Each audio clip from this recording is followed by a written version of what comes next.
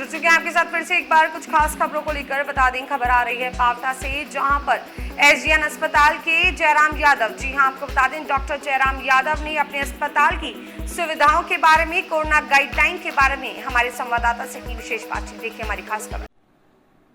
आज हम SDN hospital Pawta वहाँ पहुँचे हैं और हमारे साथ है यहाँ पर जो physician doctor sir, doctor Suresh Vasyan और डॉक्टर जयराम जी यादव।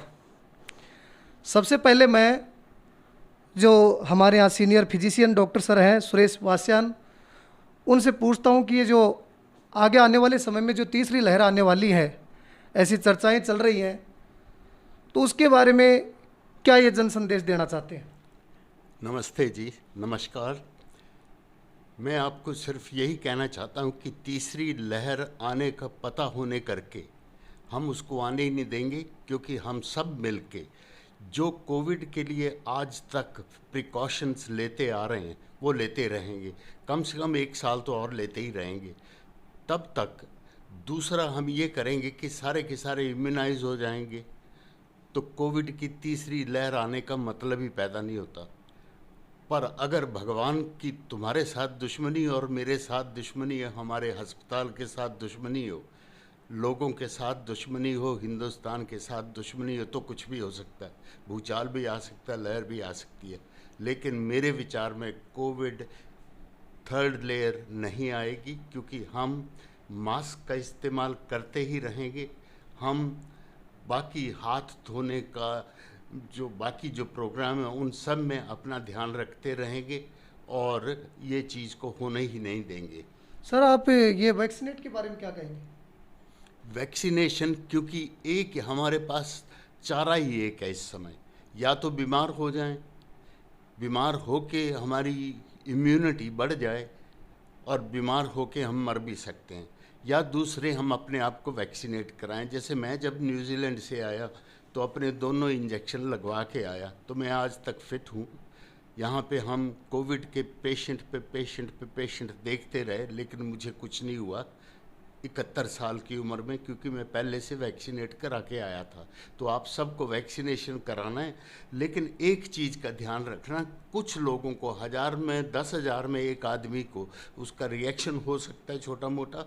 तो जैसे ही वैक्सीनेशन के बाद कोई प्रॉब्लम हो तो आप किसी पढ़े लिखे डॉक्टर के पास जाके दिखाएं और ये ज़रूर बताएं कि जी वैक्सीनेशन ली है हमने, ताकि हम लोग आपकी उस समय मदद कर सकें। हमारे साथ हैं जो एसडीएन हॉस्पिटल के डॉक्टर साहब जयराम जी। हम इनसे पूछते हैं कि यहाँ क्या क्या सुविधाएं हैं। नमस्कार जी, मैं doctor Jairam, director SDN hospital. हमारा ये अस्पताल 105 बेड का है।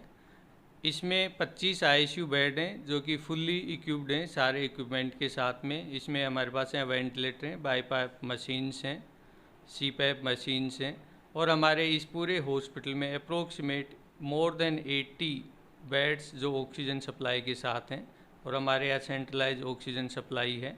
इसी के साथ हमारे यहाँ 11 बेड का एनआईसीयू है, और अभी हमने लेटेस्ट में 10 बेड का एक पीआईसीयू भी डेवलप कर लिया है। और इन सब इमरजेंसियों को देखते हुए हमने एक हाई डिपेंडेंसी यूनिट भी यहाँ डेवलप की है जो कि 7 बेड की है, और हमारे यहाँ 5-6 बेड का एक इमरजेंसी है। तो कुल मिला के हमने एक ग्रामीण एरिया में सारी सुविधाओं युक्त एक हॉस्पिटल का निर्माण कर लिया है, और समय समय पे हम अपने आप को अपग्रेड करते रहते हैं। जैसा कि सर ने बताया है कि तीसरी लहर से बचने के बेसिक उपाय, मास्क अभी भी कंटिन्यू लगा के रखें, सोशल डिस्टेंसिंग की पालना करें, और तीसरा जितना ज़्यादा हो अपन वैक्सीनेट कराएं। वैक्सीनेशन में कहीं भी कोई हेजिटेंसी नहीं करें।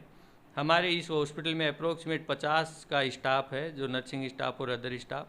हमने फरवरी में ही टोटल वैक्सीनेट 2 डोज मिल चुकी थी। इसके बाद हमारे यहाँ अप्रैल मई में कोविड के पेशेंट्स भी एडमिट रहे, लेकिन किसी भी स्टाफ को कोई किसी तरीके की तकलीफ़ नहीं हुई, और मोस्टली इसका सिर्फ और सिर्फ एक वैक्सीनेशन ही कारण रहा, जो किसी को कोई तरीके की कोई बीमारी नहीं रही।